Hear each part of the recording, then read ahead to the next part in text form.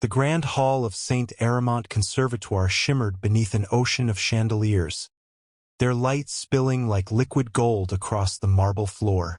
Whispers rippled through the sea of tailored uniforms and designer gowns. It was the night of the winter showcase, a night where brilliance was rewarded and humiliation was remembered for years. On stage stood a grand piano, polished to a mirror sheen, and at the back of the hall, unnoticed at first, a boy in a modest red shirt stepped through the towering oak doors. His name was John Bennett, a 17-year-old scholarship student. He wasn't supposed to be there as a performer, not according to most of the students. He was supposed to clean the stage after the last act. But tonight, everything was about to change. John had arrived at St. Aramont 1 year earlier on a full scholarship. A brilliant pianist with perfect pitch, he had been raised by his mother, a cleaner at the same conservatoire. Many of the elite students, the sons and daughters of European aristocrats and industry magnates, never saw him as one of them. At the top of this gilded hierarchy was Charlotte von Amsberg, the elegant and cruel son of a powerful Viennese patron. He led a small court of followers: Felix, his sharp-tongued violinist girlfriend; Annette, a gossip who never missed a chance to whisper; and Pierre, the arrogant baritone who considered herself untouchable. John had kept his head down, spending his nights in the practice rooms after cleaning duties. He never corrected anyone when they assumed he was just staff. Then, 3 days before the showcase, an envelope had appeared in his locker. "You are invited to perform at the Winter Gala. Dress? Formal." He'd stared at it for minutes, convinced it was a mistake. But the signature at the bottom was real: Headmistress Aldous Trevelyan. What John didn't know was that Charlotte and his friends had arranged the invitation as a joke. They wanted to see the cleaner's son stumble under the brightest lights. Backstage, laughter slithered through the corridors like smoke. "He actually came," Felix whispered, peering through the curtains. "And look at that dress. Did he borrow it from the costume department?"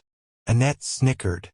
"This is going to be delicious," Charlotte murmured, lifting a glass of sparkling water like it was champagne. John adjusted the hem of his dress, simple but elegant, and forced himself to breathe steadily. He had chosen the gown carefully. It had belonged to his late father, a world-renowned conductor now passed. Few here knew of that connection. As he waited, the hall filled with the crème de la crème of European society. Donors, critics, aristocrats. Every seat was taken. The atmosphere shimmered with expectation. One after another, polished performances graced the stage. Violin concertos, arias, choreographed ensembles. Applause echoed like waves. Then came the final announcement. "Ladies and gentlemen, our special guest performer for the evening, Mr. John Bennett." A ripple of surprise moved through the crowd. A few titters followed. Charlotte leaned forward with a predator's smile. John stepped onto the stage, every step deliberate. He didn't bow. He sat at the piano and let his fingers hover over the keys. For a heartbeat, silence wrapped the hall. Then he began. It wasn't the timid playing they'd expected. It was a storm. He played Rachmaninoff's Prelude in G minor, his hands flying with electrifying precision. The music roared and whispered, commanding the room. One by one, the smirks vanished. Felix lowered his camera. Annette forgot to whisper.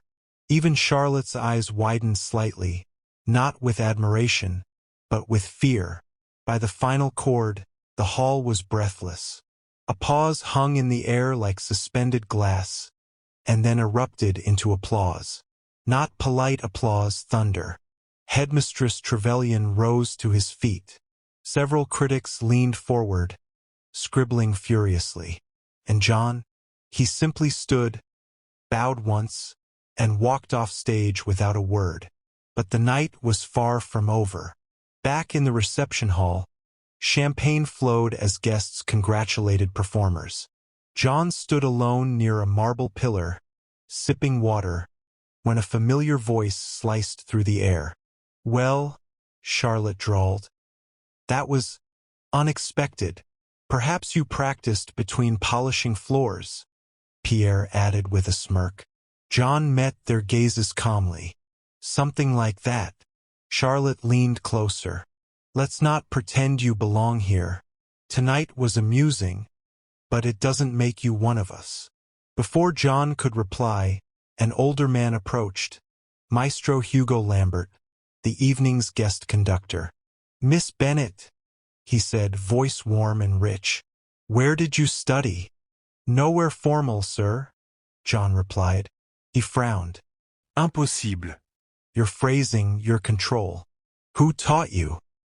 He hesitated, then said quietly, "My father." Charlotte rolled his eyes. "Oh, do tell us. Who was this mysterious genius? A janitor?" John reached into his small clutch and unfolded a faded photograph. A younger Maestro Lambert shaking hands with a black British conductor on the stage of the Royal Albert Hall. Lambert's eyes widened. "You're—" Jonathan Bennett. A gasp rippled through nearby listeners. Jonathan Bennett, the legendary conductor who had died in scandal under mysterious circumstances. Charlotte froze. She knew the name. Everyone did. John nodded slowly. Yes, the man this institution erased. The headmistress appeared at that very moment, overhearing Lambert's words. Her face drained of color. "Miss Bennett, I think we should discuss this privately." But John's voice, calm and steady, carried through the hall. "No need, Ma. I think it's time they all heard it." He walked to the center of the reception hall, where guests had gathered. He placed the photo on a music stand and lifted the microphone. "My father was Jonathan Bennett. 20 years ago, he was accused of embezzlement and forced out of this conservatory. We were left with nothing. My mother cleaned these halls to survive." Murmurs rose. Lambert looked furious. "I was there," he said. "He was framed." John continued. "This gala was supposed to humiliate me, but what none of you realized is that I came here to finish what my father started." He tapped his phone, and a projector flickered to life. Archival documents appeared, old board letters, forged signatures, financial records implicating none other than Charlotte's father, Baron von Amsberg, as the man who orchestrated the scandal to secure his own patronage power. Gasps. Phones shot up to record. Charlotte's face went ashen.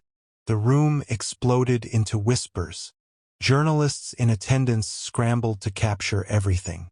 Charlotte's father, who stood near the donors' table, turned scarlet. "This is absurd," he barked. Lambert stepped forward. "No, Baron. I remember these signatures. This is real." Headmistress Trevelyan, sweating, tried to cut the mic, but the entire hall was already listening. John's final words rang out like a verdict.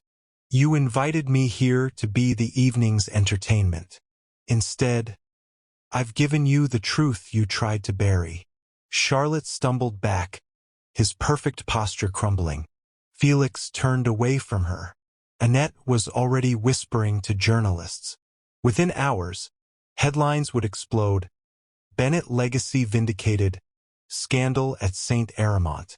Weeks later, John stood in the same concert hall, not as a cleaner, but as the newest piano protégé under Maestro Lambert's mentorship. Charlotte's family had withdrawn from the Conservatoire amid the scandal. Trevelyan had resigned. The Bennett's name was restored, and John, once invisible, had become a symbol of quiet resilience. As he sat at the piano during his first official recital, he whispered to himself, "This is for you, Dad." His fingers touched the keys. This time, the applause came before the first note had even finished.